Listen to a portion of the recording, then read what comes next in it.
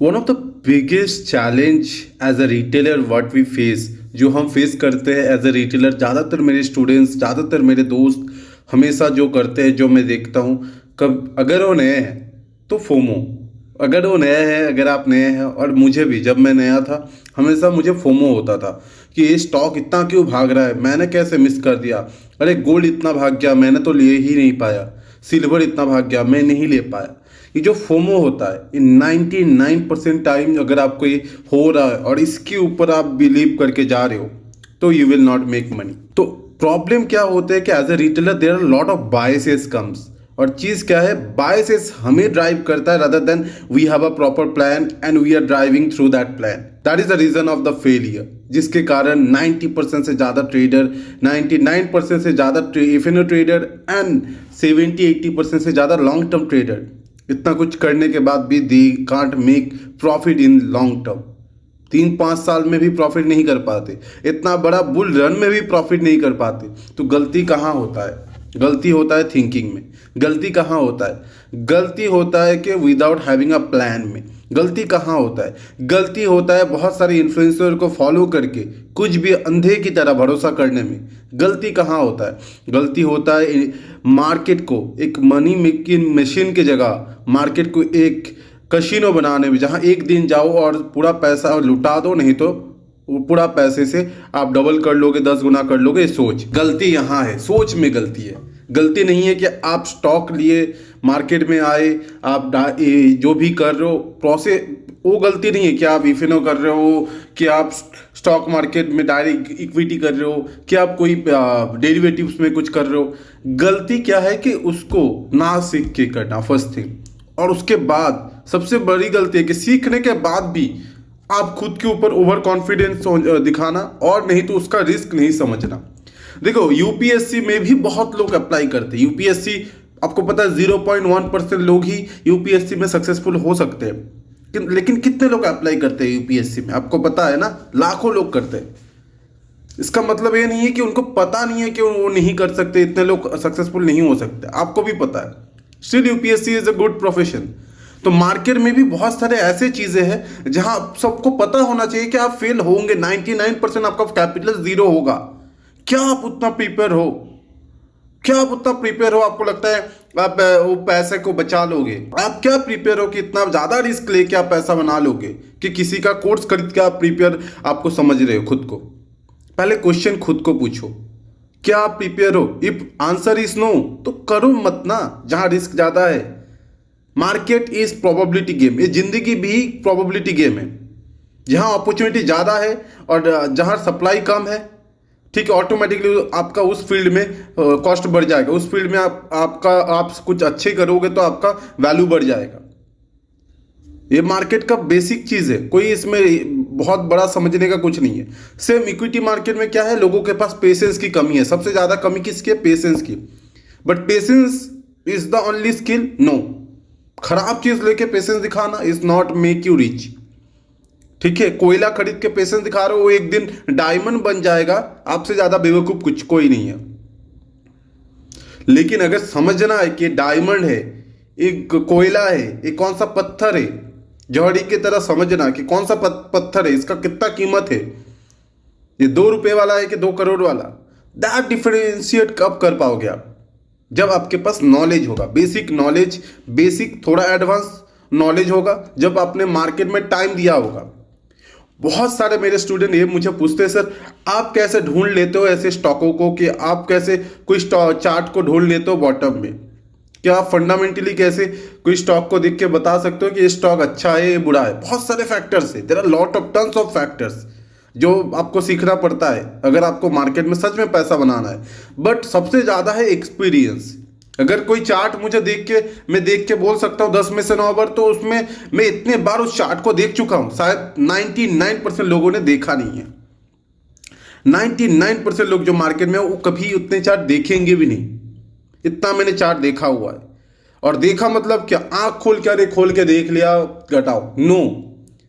देख के उसको महसूस करना, टू अंडरस्टैंड करना कि भाव भगवान छे, जो बहुत बड़ा कहावत है कि भाव भगवान है। और भाव को देखना, उस मोमेंट को समझना क्यों मूव आ रहा है, कब मूव आ रहा है, कितना मूव आ रहा है।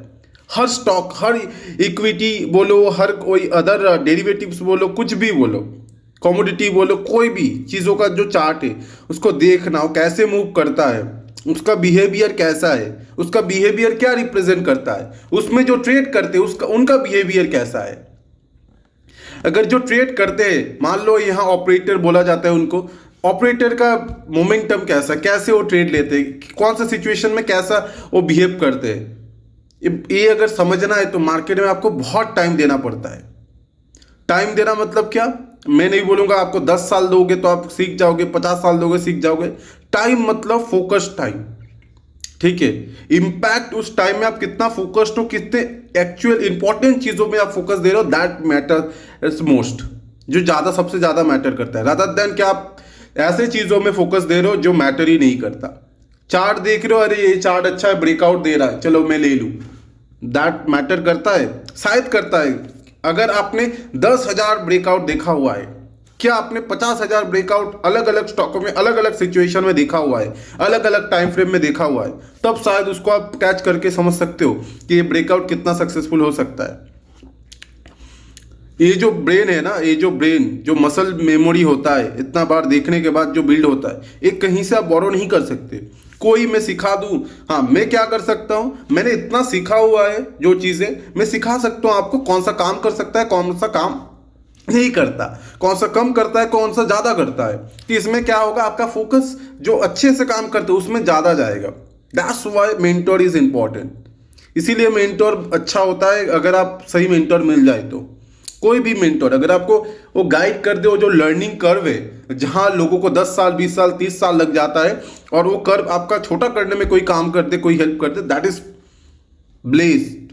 आई एम ब्लेस्ड दैट मुझे बहुत सारे मेंटोर मिले, नॉट डायरेक्टली, इनडायरेक्टली बहुत सारे मेंटोर मिले, बहुत सारे मैंने बुक थोड़ा थोड़ा रीड किया। मैंने कोई भी बुक पूरा रीड नहीं कर, मतलब पूरा रीड मतलब क्या, पूरा रीड किया हुआ है, बट पूरा रीड मैंने उसको एकदम जो ही बुक में लिखा हो उसको मैंने फॉलो नहीं किया।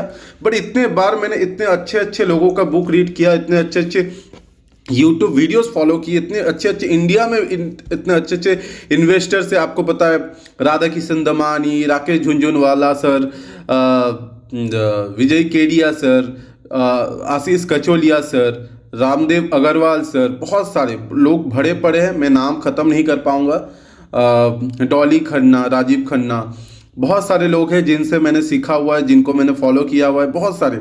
मैं यूट्यूब चैनल का नाम भी बोल सकता हूँ, नाम बताना सही होगा आई डोंट नो, बट मैं नाम कमेंट में डाल दूंगा, डिस्क्रिप्शन में डाल दूंगा कुछ यूट्यूब चैनल्स जो बहुत बोरिंग होंगे, क्योंकि उसमें ज़्यादातर चीज़ें बोरिंग सिखाया जाता है, व्यू बहुत कम आते हुए दिखेंगे। इवन दो जिनके पास 100 करोड़ 200 करोड़ 1000 करोड़ जिनका पोर्टफोलियो है, वो आके सिखा रहे हैं, लेकिन उसमें क्या है कि वो सिर्फ अपना लॉजिक सिखा रहे हैं, अपने जैसे वो फॉलो करते वो सिखा रहा है, जो ज़्यादा लोगों को आकर्षित नहीं कर रहा है। हाँ, अभी तो बहुत सारे क्या बोलते हैं इसको, पॉडकास्ट आ चुका है, जहाँ पॉडकास्ट में बहुत बड़े बड़े इन्वेस्टर्स आके अपना नॉलेज शेयर कर रहे हैं, जो बहुत ही काम के लिए है। मुझे लगता है 1.5-2 घंटा देखना, कोई मूवी छोड़ के उसको देखना बहुत काम का होता है, अगर आप देखते हो तो कहाँ कौन से टॉपिक में हम थे, मार्केट में क्यों इतने % लोग लॉस करते हैं और हमें कैसे नेविगेट करना चाहिए।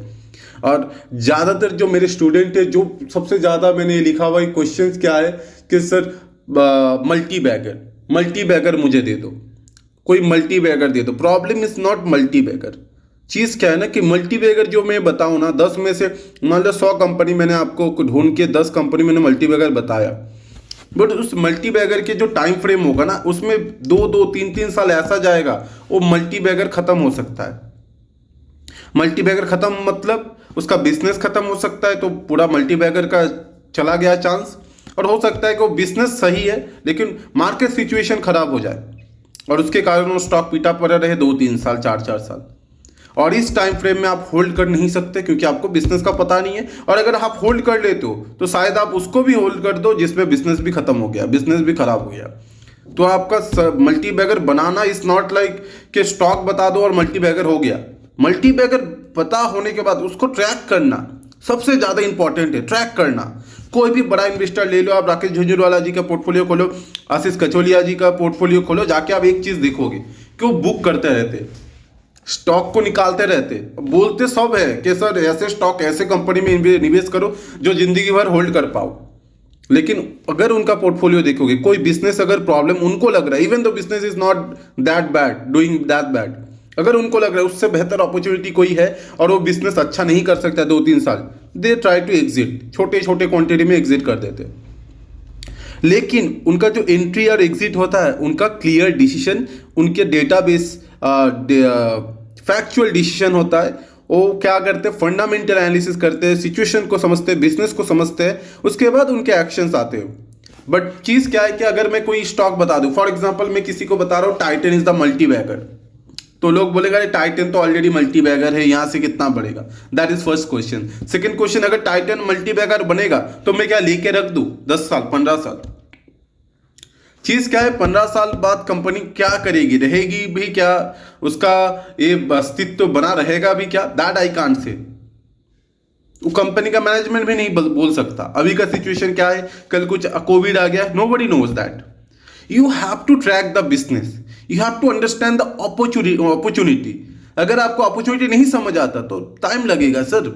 कोई भी अपॉर्चुनिटी कोई सेक्टर का समझा रहा है तो समझो, समझ के उसको इंप्लीमेंट करो, खुद प्रैक्टिस करो। स्टॉक को जाके बाई मत कर लो डायरेक्ट। अगर मैं बता रहा हूँ डेटा सेंटर में इतना बड़ा थीम है, डेटा सेंटर में इतने सारे स्टॉक्स है, मैं कोई भी स्टॉक बता रहा हूँ, डिस्कस कर रहा हूँ, कोई बाई सेल नहीं है, समझाने के लिए।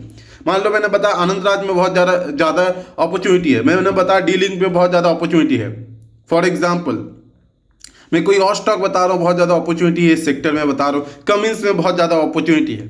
फॉर एग्जाम्पल आपने क्या उस बिजनेस को समझा, क्या करता है, क्या आपको पता है वो बिजनेस कितना उसमें ऑपरेटिंग लेवरेज है भी क्या नहीं, बनेगा भी क्या नहीं, बिजनेस का रेडी है, ये जो अपॉर्चुनिटी है इस अपॉर्चुनिटी के लिए बिजनेस खुद को रेडी कर रहा है, येस और नो।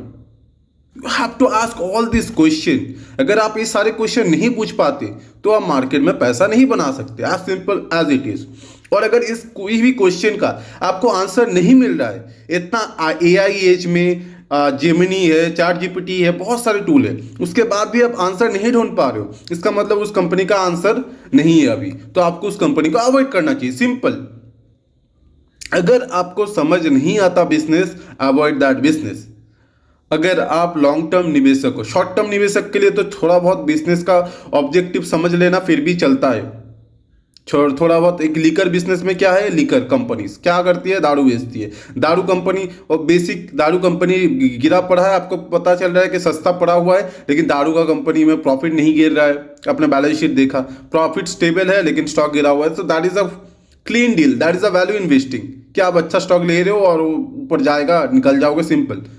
प्रॉफिट नहीं गिर रहा है, स्टेबल है, हो सकता है बहुत सारे साइकिल में स्टॉक्स इवन ग्रोथ नहीं है, इसी कारण से गिर जाते हैं और सस्ता हो जाता है, तो आपने पकड़ लिया। So that for that also basic understanding important है कि स्टॉक गिर रहा है लेकिन उसका फंडामेंटल वैल्यू उतना नहीं गिर रहा है, बैलेंस शीट बहुत सस्ता हो गया है, तो वो समझना, उसको समझने के लिए भी आपको नॉलेज जरूरी है, ठीक है। बट फिर भी अगर आप लॉन्ग टर्म के लिए खरीद रहे हो, that is not a long term thing, that is क्या आपको आर्बिट्राज करने का मौका मिला, प्राइस आर्बिट्राज, आपको वैल्यू दिखा, वैल्यू आपको दिख रहा था, गैप है, चलो आपने ले लिया, उसके लिए भी अंडरस्टैंडिंग लर्निंग चाहिए। बट अगर आप लॉन्ग टर्म फंडामेंटल बाई करते हो कि आप कोई स्टॉक को 20 साल 10 साल 5 साल के लिए मल्टीबैगर 10x 20x के लिए रिटर्न के लिए देखते हो, आप खुद से पूछो आप कैपेबल हो उसके। कोई भी स्टॉक को 10x 20x के लिए ट्रैक करना पड़ता है, हर महीना ट्रैक करना, हर क्वार्टर ट्रैक करना, उसका क्वार्टरली रिपोर्ट पढ़ना। Are you capable of it? If no, answer is no. आप क्या खुद को रेडी कर रहे हो उसके लिए? खुद से पूछो, खुद से ऑनेस्ट होना बहुत ही इंपॉर्टेंट है। अब किसी से भी हो सकता है कि आपको लगता है कि मैं आज कर सकता हूँ, क्योंकि इतना ज़्यादा लोग दिख रहा है कि कर सकते हैं, सब ट्विटर में आके बोलते हैं इतने प्रॉफिटेबल है, यूट्यूब में आके बोलते हैं प्रॉफिटेबल है। मैं खुद को बोलता हूँ, मैंने पूरा जलाया हुआ है खुद का कैपिटल, खुद का दिमाग, साइकोलॉजी, क्या बोलूँ मैं पूरा मेंटल पीस सब कुछ जलाया हुआ है। I know that loans what I have taken, I did all the wrong thing in the market.